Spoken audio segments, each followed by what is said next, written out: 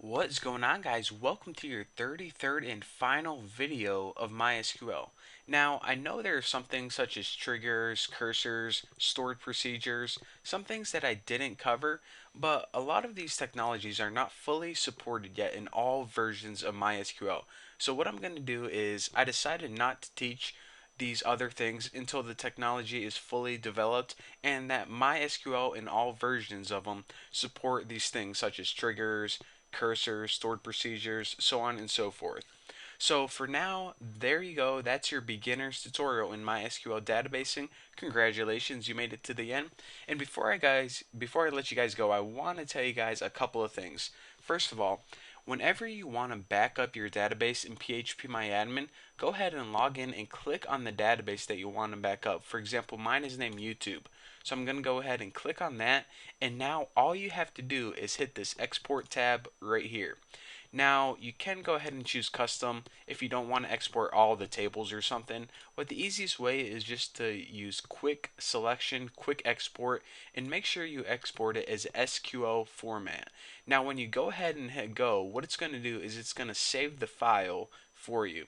Now, this is your SQL file pretty much the file that you have been importing from my file to use an example. It's basically the same type of file. So there you go. There's your backup. If you ever lose your database or something, just create a new database real quick and import this file using the import tab, and you'll be good to go. So that is how easy it is to export and import, pretty much how to back up a database using PHPMyAdmin.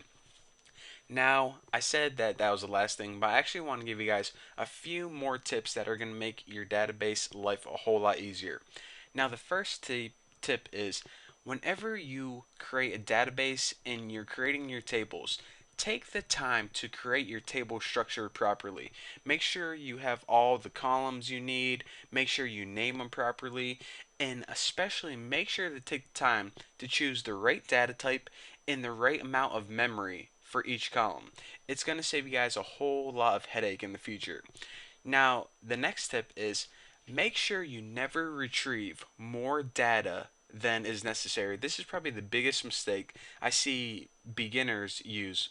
For example, they pretty much use select all for pretty much their only query and then they pick out the pieces, but this isn't good.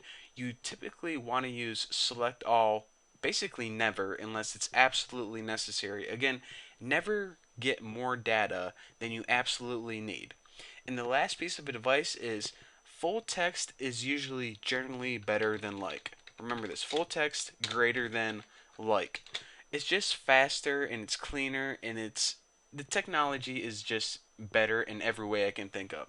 So with those little pieces of information, I'll finally let you guys go because I bet your brain is about to explode from all this MySQL. So go take a break, go do something else. And again, like I said, whenever these technologies are fully supported, I'm going to come back and do either add more videos onto this series or do an advanced tutorial series on MySQL covering triggers, cursors, stored procedures, all that good stuff.